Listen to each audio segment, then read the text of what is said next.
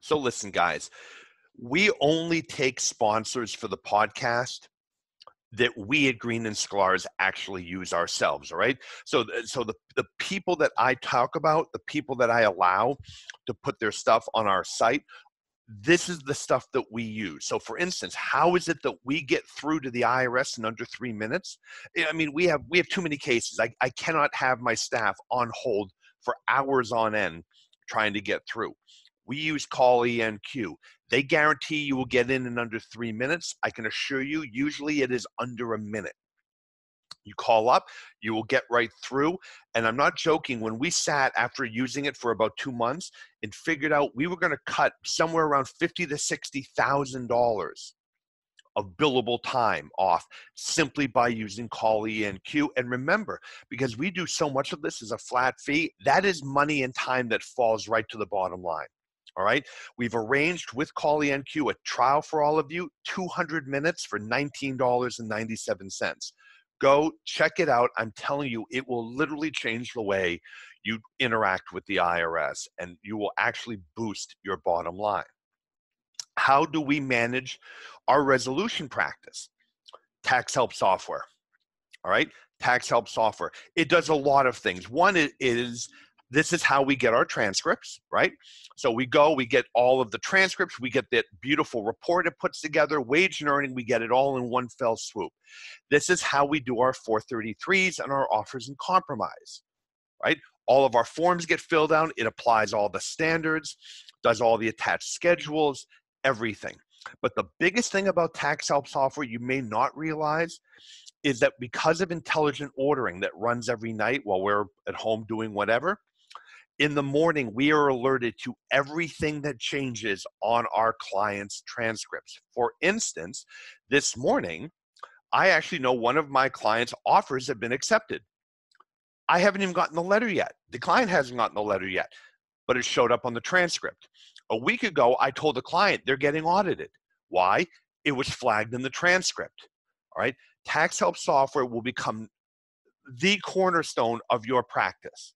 Okay, we've arranged, again, a free 2-week trial for our members, all right, and a 10% discount. Go check out Tax Help software. I'm telling you, you're going to love it.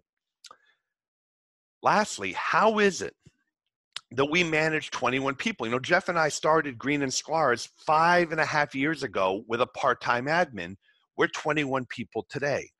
How do we keep track of the receipts and everything else? Because we're constantly on the road, constantly speaking. We have other partners who are constantly traveling. We use Receipt Bank. All right, take a photo. One, that expense gets booked automatically, saving our controller time. Two, the copy of that receipt is now permanently attached in our QuickBooks file. All right, we haven't just this is how you bulletproof your return and how your clients bulletproof the return.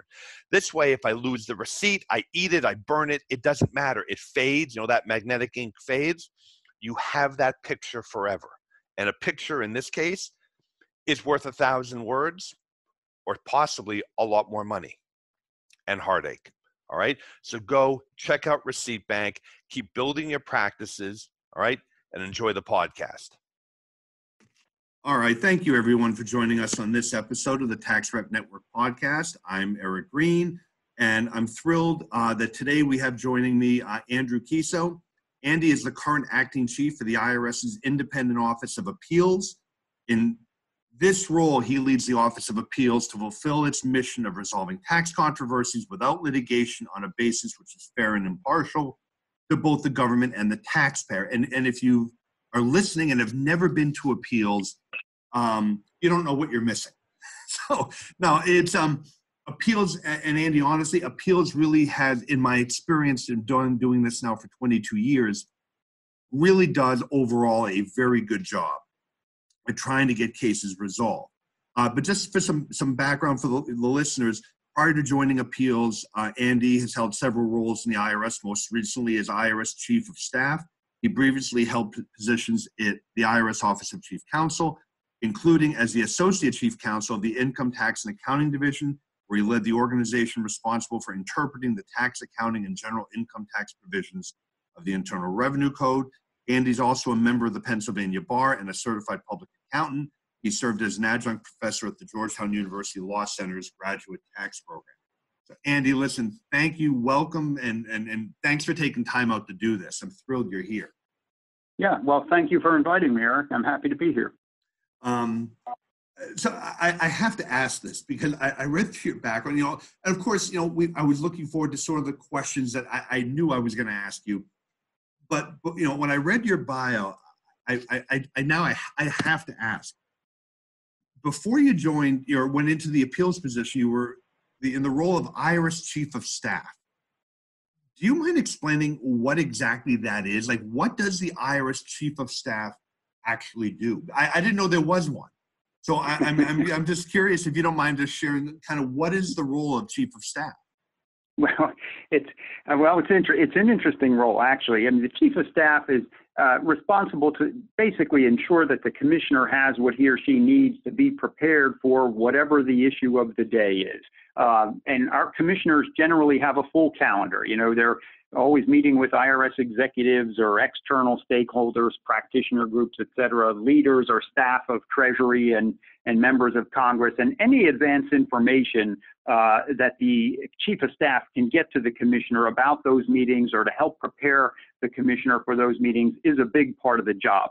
But the Chief of Staff also is really got to keep an ear to the ground to know what's going on throughout the tax administration world. And that's both inside and outside of the IRS. And again, the idea being to keep the commissioner informed. If there's something, I always thought if there's something I could inform the commissioner about before he or she had heard it from outside channels, it was best for me to do that. So, our commissioner is fortunate to have two deputy commissioners who, through their management chains, run the IRS and more or less execute the strategic priorities of the IRS. And I've always thought that my role as Chief of Staff was to help ensure clear communication among all of those functions and that things are getting accomplished.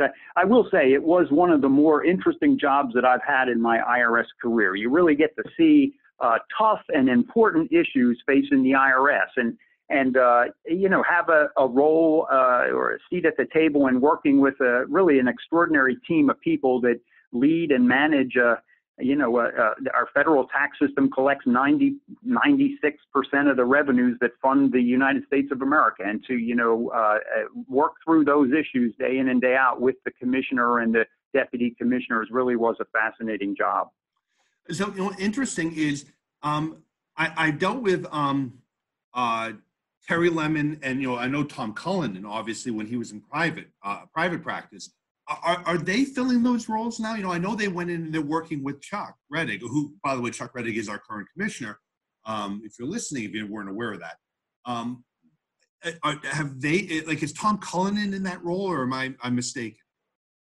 He is not the Chief of Staff. I think he's in a role as counselor to the commissioner. We're thrilled to have him here with his years of private practice experience, as we are with our Commissioner Rettig, and just the 36 years plus of tax practitioner experience he has had. The two of them just bring a wealth of knowledge and great leadership to the IRS, I will say. Terry Lemons is our Director of Communications and Liaison, so all of the media work that the IRS does, reaching out with the public and practitioners, et cetera. As I say, it really is a top-notch team there. And I was not the Chief of Staff when Commissioner Rettig was commissioner, but I imagine that's a great role to have working directly for him, too, in the Chief of Staff's office today. Yeah, it is. And I've always actually been impressed with the IRS executives that, whether my role at the American Bar Association, I chaired the Connecticut Tax Bar, the IRS has been very good about coming and speaking. The executives at our New England conference, Fred Schindler has come up here and done a program with me for the Connecticut Bar and CTCPA. I happen to agree with you. Aside from being very bright and knowledgeable, they're also very, very giving of their time and want to get their message out. And it's very interactive. In fact, in many ways, more interactive than sometimes our state our state bodies, agency bodies. So, Andy, to go. And I will say just on that point, Eric, I think it is very valuable for us too. And I know personally, I do like to get out and talk to practitioners and have that degree of interaction that you mentioned and hear what are practitioners seeing when they come to appeals and what is their observation. It really is one of the ways we learn how we can improve our operations. So, and I know the commissioner feels the same way about that. Well, listen, I mean, I have to tell you, so if there are a couple things that I've actually helped change. I can't take complete credit, but that I've actually helped change. And Andy, I don't want to get too far, of course, but I'll tell you, when Fred Schindler came up, and he and I gave a talk. And if you're listening, Fred is in IRS Office of Chief Counsel, deals with collection and collection procedure, and he really is he's really a brilliant guy. And Fred and I were giving a talk, but we deal a lot with the low-income taxpayer clinics. My law partner, Lisa Perkins, runs the Yukon one. I'm friends with Sarah Spodek, who runs the Quinnipiac one. And we were really having problems because low-income taxpayers, often, it's the equity in their car. They just can't do an offer because they can't come up with it. And even if it's a burner car, $500, they don't have the 80%, the $400, to even include in the offer. So I raised with Fred, I said, Fred, why don't you exempt the vehicle? And he said, listen, it's an asset like any other asset. What would be the rationale for exempting it? I'm like, well, in federal bankruptcy, at the time, you could exempt $3,200. I said, so if I go into bankruptcy, I could exempt it under federal law. Why not in the offer?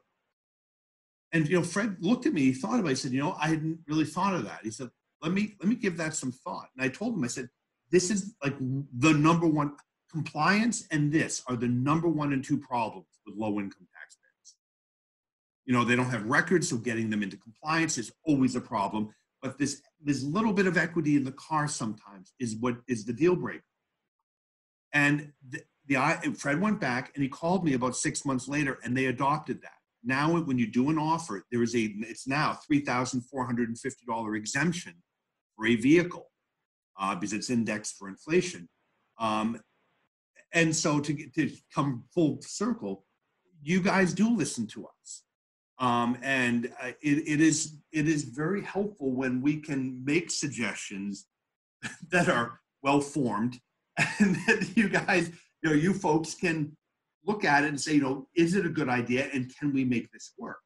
And how do we make it work? Because I have ideas, but it's not workable because of other, there are other pieces in motion that whatever Green dreamt up isn't going to really, work as far as implementing it. But no, and we do appreciate it. We really do. And listen, I appreciate you coming on the podcast. Happy to be here. And I appreciate you're mentioning that example. It's an interesting one, and I think is emblematic of, where tax administration is not just the people at the IRS. It's the whole practitioner community as well as other stakeholders. And, we all have a role in ensuring that the system operates as efficiently as it can. No, I know, absolutely.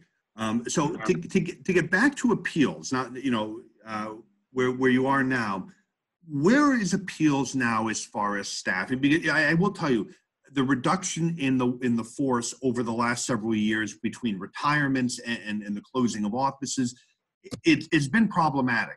From a taxpayer who's trying to get in front of an appeals officer, certainly in person. Also the delay. Where is the staffing now? And can you give us kind of an idea of what we can see maybe in 2020, 2021? Is there going to be some hiring? What does it look like? Yeah, well, we have about 1,200 employees in appeals today. You're right. The IRS as a whole has seen a decline in employees over the last 10 years. I think 10 years ago, we had about 2,100 employees. To go from 2,100 down to 1,200 today is a significant drop, right? But all of IRS is smaller than it was 10 years ago. So while our numbers of staff in appeals have declined, we've also seen fewer cases coming to appeals because the compliance organizations, examination and collection, have been working fewer cases. So therefore, there are fewer cases coming to appeals. But I think our staff has declined more steeply than the incoming caseload has. So generally, you've seen inventories with appeals officers creeping up. Fortunately, we have not had to close offices in appeals. I know that some IRS offices have closed or reorganized. Appeals has not. We've declined in number of employees, but still retain about 70, that's 70 offices around the country for appeals. So the outlook, I mean, we do expect to do some hiring in 2020. Of course, subject to whatever, budgetary restrictions there are.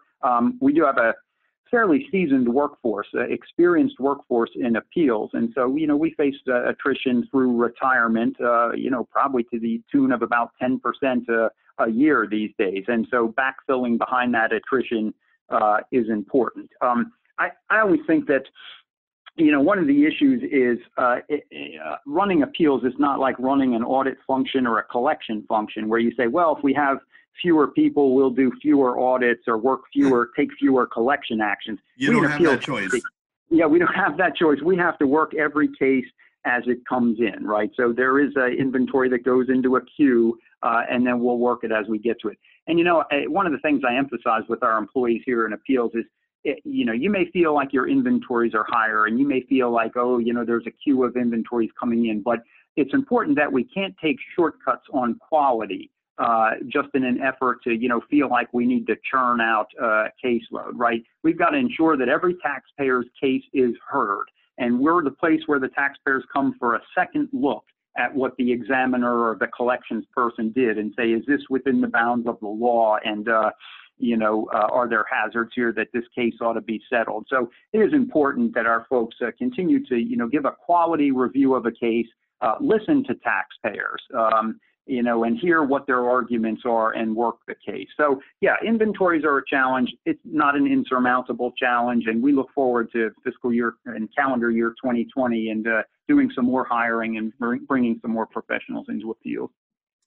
Right. No, absolutely. No, and listen, I want you to as well. So, it's, one of the points that does come up often, I mentioned it briefly, is the idea of an in-person, appeal, where, whether it's, and I've had this where we have boxes and boxes of documents that we want to present, or perhaps not often, but it may be actually bringing the client in. Again, I usually don't bring the taxpayer to the hearing. I find that either they become very emotionally charged about whatever it is, or they want to go off on tangents that have nothing to do with anything. And however, there are times when you may want to bring that taxpayer in. So for a while, appeals were saying, look, we won't be doing, or probably won't be doing, in person. They tried, and I don't know if they're still doing this, the video where we could go to a local office and sit there with a different appeals officer. Where does all that stand now if the taxpayer and their representative feel that they really have a reason why they want an in-person appeals? Yeah.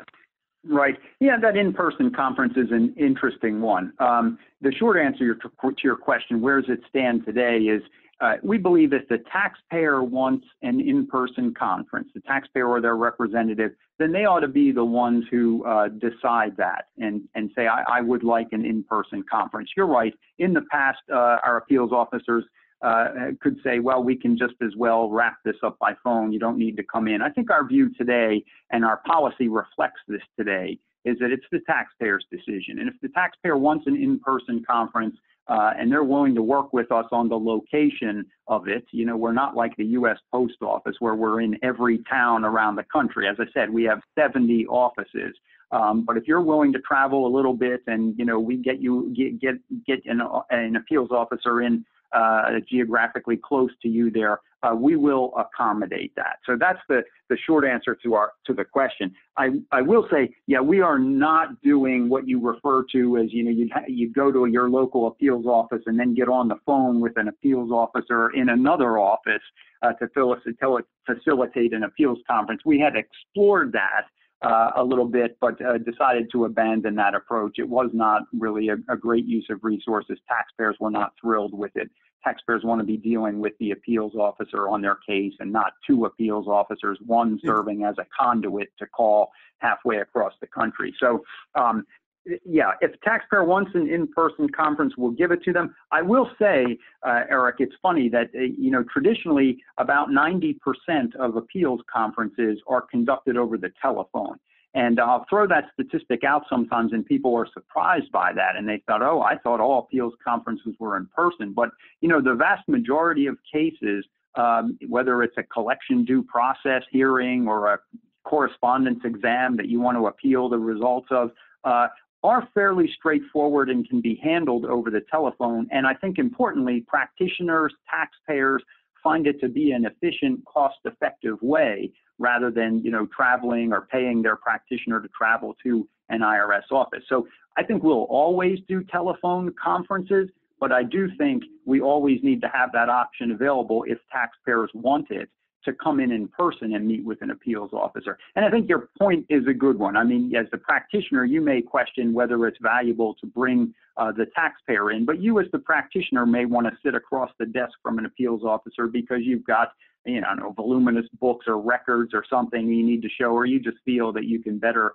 make your case there in person with the appeals officer. I'll add that we have been experimenting with video conference over the internet. WebEx is a software that's by Cisco Systems, right? WebEx video conferencing. And we've been experimenting with that to see, the taxpayer population is getting more comfortable with using FaceTime and Skype in their personal lives. Would they be willing to use WebEx to have a video conference with an appeals officer? So we have not done a ton of cases using WebEx video conferencing so far, but we've done a number of them. And it's interesting. It depends on how comfortable you are with using technology and whether you're willing to do that. But I think may be the wave of the future, much as it's catching on in people's personal lives as well. Yeah, no, I mean, I agree. The the instances where I wanted an in-person, you're right, I generally don't bring the taxpayer, but we had one where we had to reconstruct records, mileage and whatnot. And there are times when I do want to come in, bring the boxes of stuff and walk the appeals officer through. And frankly, I've had a lot of luck doing that. Whether it's in Connecticut or New York, I've been to Boston, where I've been able to sit down and lay things out. I do feel that I connect better with the appeals officer, that they follow it, or if they say, and in Boston, they're like, I'm not following this. And I say, okay, well, and walk through it, and versus trying to explain it on the phone. Although, truthfully, most of them are done on the phone. The vast majority of mine, I do right here at my desk. Especially if I know, if like in the collection appeals, I know our 4 settlement officers here in Connecticut. There's no reason for me to go running over and looking at them. If there's something I had to show them, I can usually get it to them in advance. But there are times when there's more complicated things to walk through. On another note, where you had to go to an office and then they would call the appeals officer from wherever. I've actually sat through one where we made our pitch. The woman who had the appeals officer who had it was a woman on the West Coast. While she's sitting there arguing with me why she's not buying this, the appeals officer in New York that I was sitting with, she's sitting there nodding that she agrees with me. So it was one of these, well, I'm glad the local person in the office agreed with me, but she's not the one who has the case. It's this other person in California, I think. Anyway, it was just, I remember thinking it was very funny and in many ways not very efficient, because now I'm wasting 2 IRS appeals officers' time. Yeah, and I think that's the issue with it, right? It isn't an efficient way of resolving cases. And so, like other functions in the IRS, we will try improving operations by trying different things, and we certainly tried that. It has its advantages, but I think we've now said that, look, if a taxpayer or practitioner really feels that they need an in-person conference, let's just bring them in, find a location to accommodate them, and have the appeals officer who is working the case meet with them in person in that office there. And I think, as I say, over time, taxpayers will be more comfortable. You're a sophisticated practitioner who's obviously interacted a lot with appeals, but I think for practitioners who have had less interaction with appeals, they'll become more comfortable and say, well, I know the type of case that I think I need to go in person on, and I know the type of case that I think can be handled efficiently and easily over the telephone, and make that judgment. I think what's important there is that taxpayers and practitioners have that option and not have it dictated to them by us in appeals. Yeah, no. Now, on the subject of independence, I don't remember when it happened. You probably remember when appeals sort of kind of said, hey, wait a minute, we're not supposed to be the finder of facts. We're really supposed to be appeals.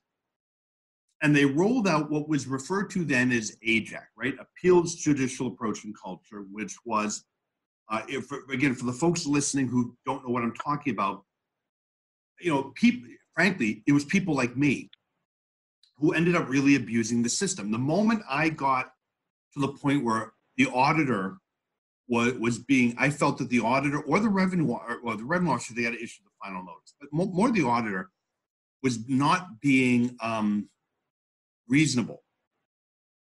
Audit's over. We're done. All right. Get lost. Send me whatever you're going to do, and I'm going to appeals. And so appeals for I'd say the first 10 years of my practice, almost 15 years, was very much, appeals was audit part 2, right? And for instance, I had one where the auditor, the son worked in the business, graduated college, went to work for the company, was on a W-2, was a salesperson, was signing. The auditor, out of the blue, says, I'm disallowing all those wages. Those are gifts. Like, based on what? And it wouldn't budge. So I finally sent a notice very nicely saying, screw you, send me, the audit's over as far as we're concerned. We're going to appeals anyway. Disallow whatever you want. Let us go.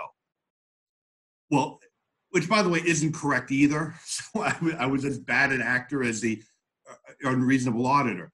Well, AJAC kind of tried to put, and I think has put an end to a lot of that. And so if you're listening, what AJAC tried to do, and I'll try to summarize this, is basically audit needs to do its job. The revenue officers in the field need to do their job. So when they should be the finder of fact, they should basically work the case. And when it comes to appeals is literally appeals. That the appeals officer is not going to be trying to determine facts and getting documents. And if that's not the case, they would send the case back to the field, right? Saying, hey, auditor, you've not done your job. Or Mr. Revenue Officer, Miss Revenue Officer, this has got to be worked. Because I found, Andy, a lot of especially in the collection area, the moment they got the case, final notice went out. If it hadn't already, right? They would issue the final notice of intent to levy because, one, it allows them in 30 days, assuming no appeal comes in, no 12-153, they can move to collect immediately. And it moved the case along, I think, from an enforcement perspective.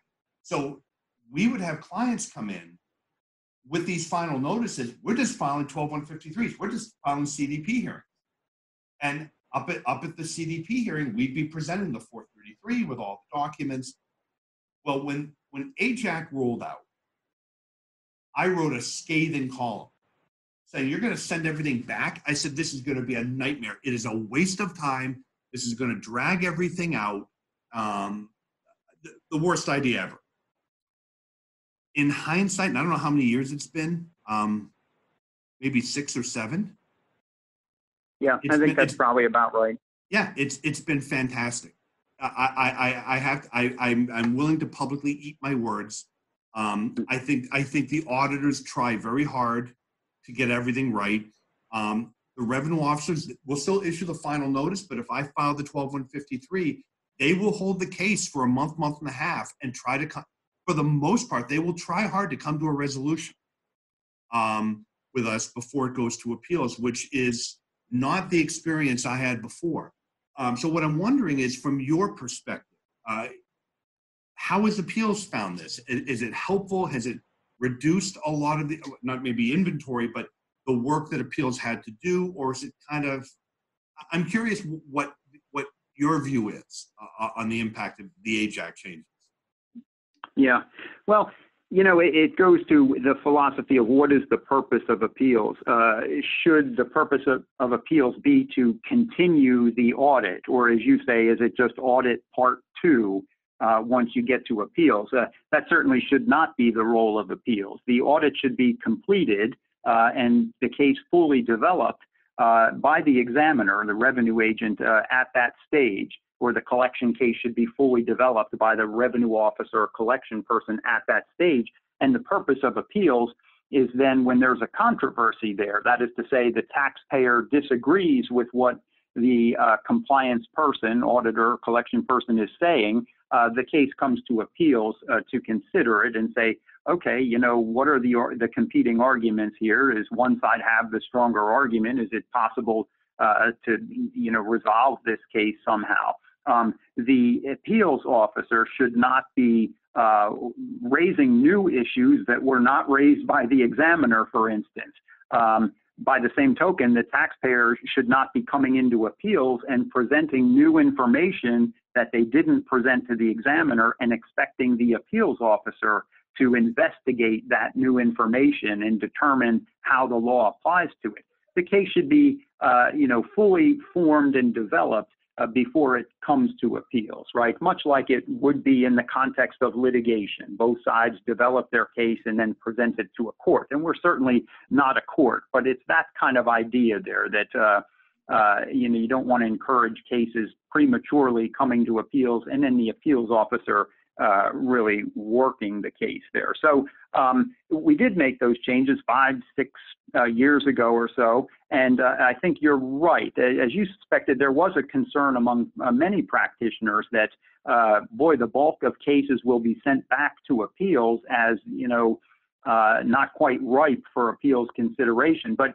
I think what happened is quickly, as you alluded to, Eric, the examiners and collection folks realized, okay, we have to have a fully developed case here, or it will just be conceded once it gets to appeals because the case really was not a strong one that the examiner put forward. And so I think there's been a little more on the part of IRS compliance organizations of development of the case than what you may have seen back in the old days. And I think by the same token, there's been a little more concern by taxpayers and practitioners as well to say, we better present everything we have at the audit or collection stage with compliance. That is, present it before we get to appeals, because if we don't, and we present it to the appeals officer for the first time, we risk the appeals officer sending the case back to compliance. So I thought it was positive on both sides there. I think we in appeals see cases that are much better developed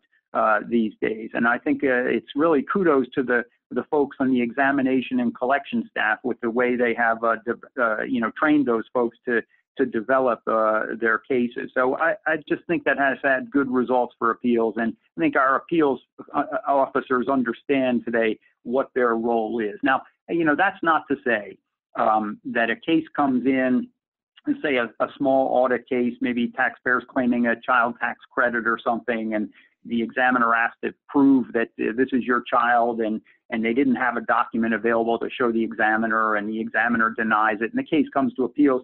If the taxpayer practitioner comes in and says, well, here's a birth certificate or whatever for the child, we just couldn't find it at the time it came to exam. That's not a case that requires the appeals officer to go and do a lot of investigation or to continue the audit. It's really just corroborating what the taxpayer's position was there. And so our appeals officers will take that, right? Because the loss of efficiency of sending, okay, well, I'm going to send your case back to the examiner so the examiner can look at that birth certificate or whatever document, doesn't make much sense, right? So our appeals officers will look at that. But it's a fine line and it's a judgment call. I say, is the taxpayer presenting such a level of new information here that the case has to go back? Or is what they're presenting really something that corroborates the position they were taking and doesn't require investigation on my part, the appeals officer's part, in which case they'll, work with the taxpayer there.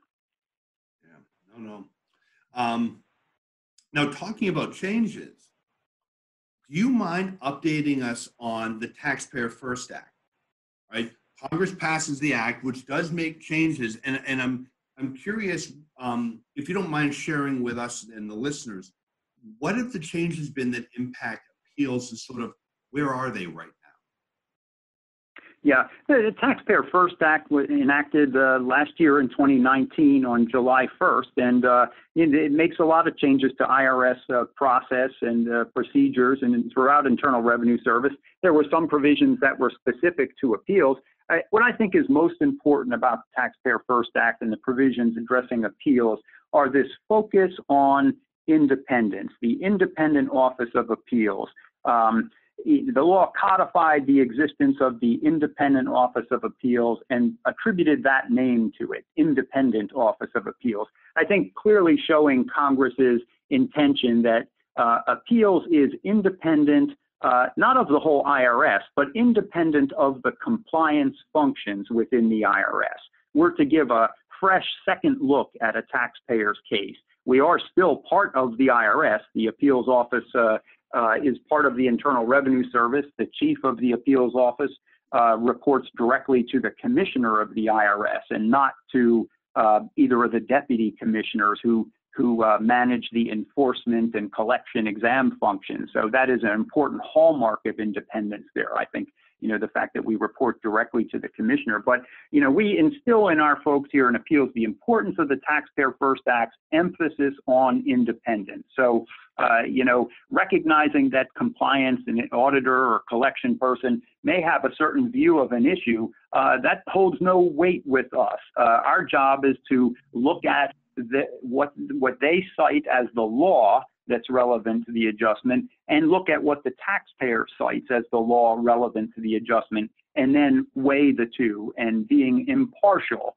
as the law says, as the Taxpayer First Act says, being impartial as to both the government and to the taxpayer, and just assessing the merits of the case based on a fair and partial application of the law. So to me, that is the most important aspect of the Taxpayer First Act. It did a couple things there. It laid out the function of our office, by which it said that the function of the Independent Office of Appeals is to endeavor to resolve tax controversies without litigation, right, on a basis, as we said, that's fair and impartial to the government and the taxpayer, and promote a consistent application of the law. So endeavor to settle tax controversies without litigation is really what our charge is, and to look at what is the risk that the government would lose this case if it took it to court, or what's the risk that the taxpayer would lose this case if it took it to court, and try to find some resolution to that case, which is not to say we'll just settle cases for the sake of settling cases. It's got to be a meritorious settlement there. So I think that was an important part of the act, just dictating what our function is. It also established a general right to appeal, making clear in the law that taxpayers generally will have a right to go to appeals. And they carved out an exception for cases that the IRS really wants to establish a position in court. In that case where the IRS feels that, no, this case really needs to go directly into court to set a legal precedent, the IRS has the ability to do that. And there are certain procedural hurdles that are written into the law that the IRS must clear in the way of giving taxpayers the right to say why they should not go to appeals. But that's a unique and relatively rare circumstance. Right. For the most part, any taxpayer that wants to come to appeals has the right to come to appeals. And it's nice to see that embodied in the legislation. I think one of the provisions of the Taxpayer First Act that will require a fair amount of work for us in appeals here is Congress indicated that certain taxpayers should be given the right to access their case file in advance of their appeals conference, right? And so Congress, I think, was concerned there that particularly about the smaller taxpayers or maybe unrepresented taxpayers not knowing that they have a right to obtain their case file when they come to appeals. And so the law mandates that we put a process in place to make those case files available. And so fortunately for us in appeals, that provision of the law is effective July 1st of this year. So it gave us some running room to get a process in place. And I can tell you we're working diligently right now to get a process in place for that. I know taxpayers who are knowledgeable of their rights in the past have filed a Freedom of Information Act request to get their case file, or have otherwise asked a revenue agent or revenue officer, hey, can I get a copy of this document or that document out of my case file? And Congress wanted to be sure that, when taxpayer gets to appeals, they can see the case file that IRS compliance had sent to appeals regarding their case. So we will get a process up and running to have that implemented in time for the effective date on the July 1st of this year. And so, that's just a rundown of, I think, the biggest pieces of the Taxpayer First Act affecting appeals. And as I say, I just am thrilled with it that it has this focus on the independence of appeals, and I think goes a long way toward helping cement in our appeals officers' minds, keep in mind what that means, independence, and recognize that every day as you work your cases, that you're an impartial arbiter between the taxpayer and the IRS compliance function. Well, and Andy, you mentioned the idea of the case file being made available. Now, and we do a lot of FOIA requests, whether it's collection where I'm going to do a dollars to liability offer, something like that. Normally with the FOIA procedure, there's a redaction. There's a group within the IRS that goes through and will redact information from the from the administrative file before they turn it over. I assume that that's going to also take place, with this. I mean, in other words, I can't avoid the redaction by going through and making a request under the Taxpayer First Act that would have been redacted, say, through a normal FOIA. Yeah, no, that's absolutely right. The way the statute talks about it, or the Taxpayer First Act talks about it, is the taxpayer is entitled to the non-privileged portions of the case file that pertain to the disputed issues in appeals. So a couple things going on there. The non-privileged, right? Number one, which is getting at what you're mentioning, Eric. You can't do an end run around the FOIA rules by coming in through this process. So we will have folks who are redacting these files to take out privileged information, any non-disclosable information that can't be disclosed to taxpayers. Like, for instance, if there was something in the case file about an unrelated taxpayer with Social Security number of that unrelated taxpayer, then have to be redacted, right? And it's the portion of the file pertaining to the disputed issues in appeals. So there may be other things that were in the file, placed in the file by the compliance personnel that don't have any relevance to the issues that are under dispute in appeals. And so that's not required to be provided to the taxpayer. So it is an interesting question you raise, and we've been looking at, what does FOIA require us to withhold, and what does Section 6103, the disclosure provisions of the code, require us to withhold? And thinking about that as we move forward here toward implementation. All right. Now, on that note, so Andy, I have an appeals hearing a couple months, and get into the independence issue. Because normally, again, historically, for independence, appeals did not talk to exam, or if it's collection, the settlement officer did not talk to the revenue officer. All right, so I got this hearing, no problem. I dial in. On the call is the appeals officer and the auditor. And so I'm a little shocked because I've never done an appeals call where I've got the auditor. And, for the most part, the auditor was more or less calm. But at times was sitting arguing with me, during the hearing. So, I asked you about this before, obviously, before we started recording the podcast. When is appeals going to invite the auditor on? I mean, is this something we're going to see now in pretty much every case? Is there a particular sort of fact pattern where the auditor's providing input is helpful? because I will tell you, I wasn't prepared for it. And I was a little blown away that the fact that all of a sudden I have an auditor arguing with me during my hearing. Yeah, right. Yeah, it is an unusual thing. Examiners, auditors are not routinely participating in appeals conferences, and they never had been. But the policy for a long time in appeals has been that if the appeals officer thinks, there's a good reason to include the auditor, that they have the discretion to do so. But, as your experience illustrates, Eric, this is rare.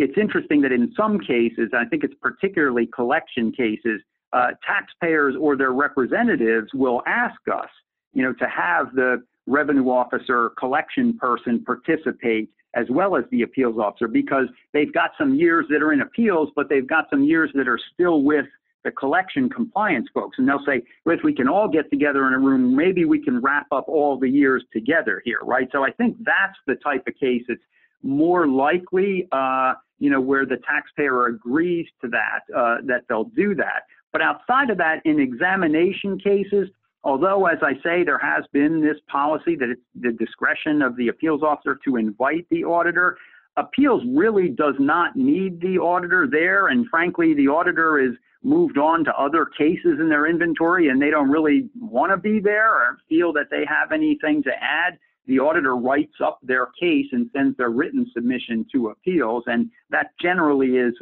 sufficient.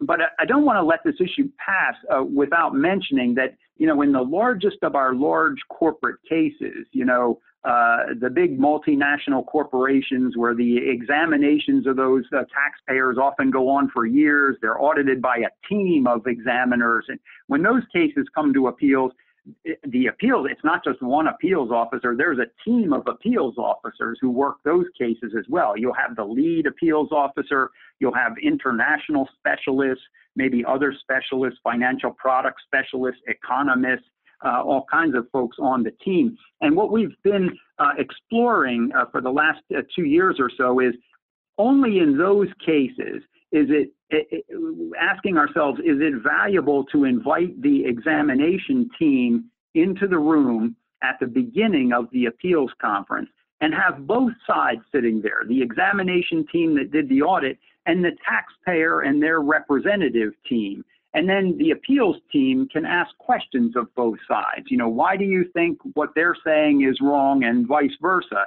And will that help the appeals team get up to speed more efficiently by hearing from both sides at first?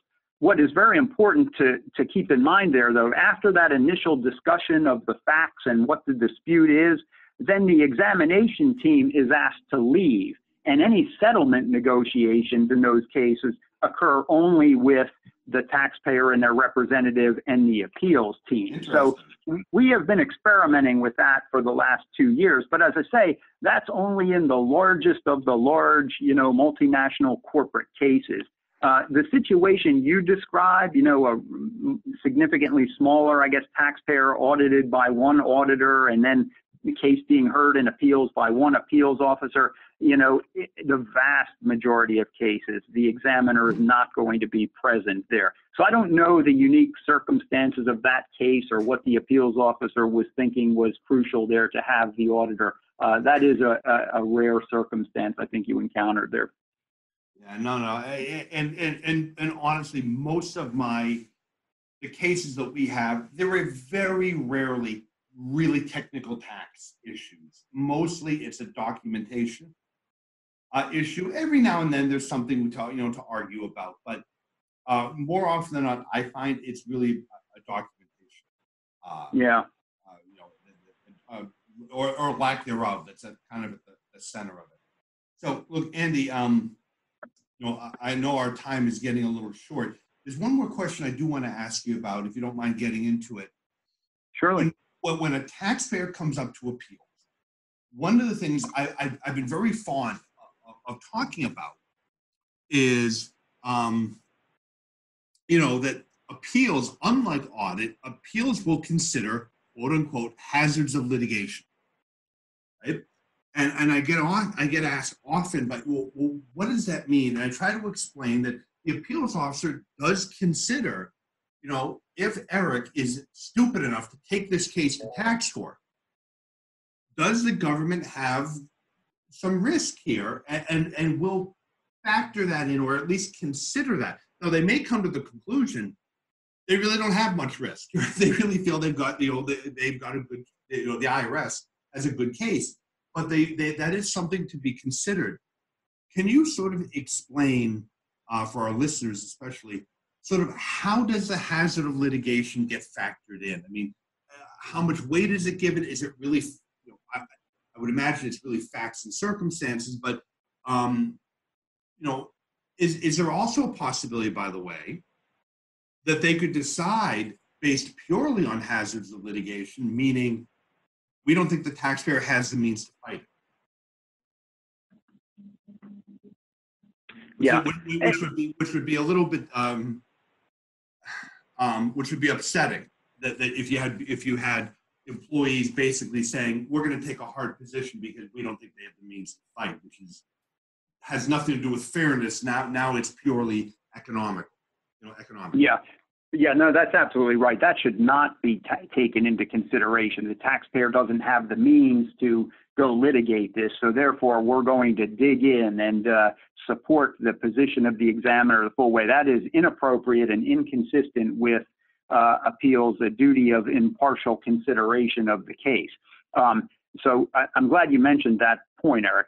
Whether a taxpayer can afford to litigate is not a factor that should be considered at all. When we talk about hazards of litigation, we're talking about if the case were to go to litigation, what does it look like the outcome could be? So looking at precedent, court precedent, looking at what the statute says, the regulations say, the lines of case law, how have other taxpayers fared on this legal issue?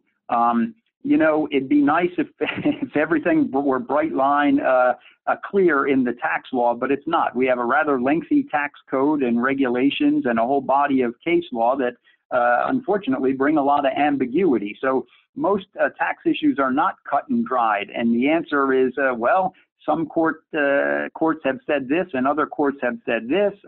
There are varying interpretations of what this language in the statute means, and it's the job of the appeals officer to say, how have similar cases been resolved when they've gone to court, and to assess who has the stronger argument here. And in some cases, it may be that this case is a slam dunk in favor of the taxpayer, and the appeals officer will then concede the entire case in favor of the taxpayer.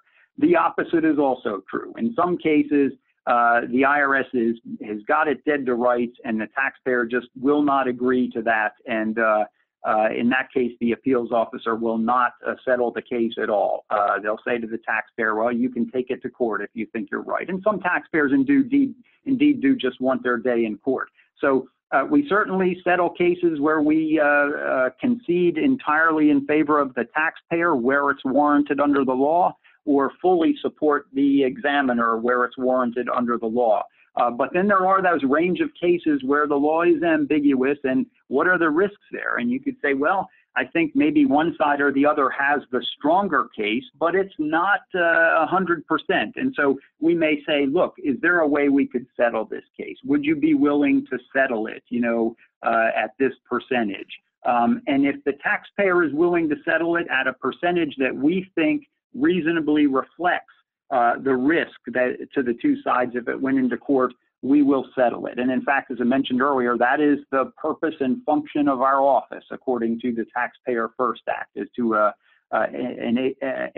endeavor to resolve those cases without litigation, right? No one wants to clog the court systems up with things that could be resolved administratively. But I do want to emphasize that, if it's a clear-cut case in favor of the government, we're not going to just say, well, we'll let you compromise your tax liability for X percentage just because you've come to appeal. It really needs to be an assessment of the state of the law and how the taxpayer's facts fit into the state of the law. So very facts and circumstances oriented, as you suggested, Eric. And Andy, one more point. I have found sometimes that, let's say we go to appeals, and there are 3 or 4 issues, right? And 2, 3 issues I provide support, and appeals agrees with me, right? So of the 4 issues, 3 were agreed on, 1 we cannot agree.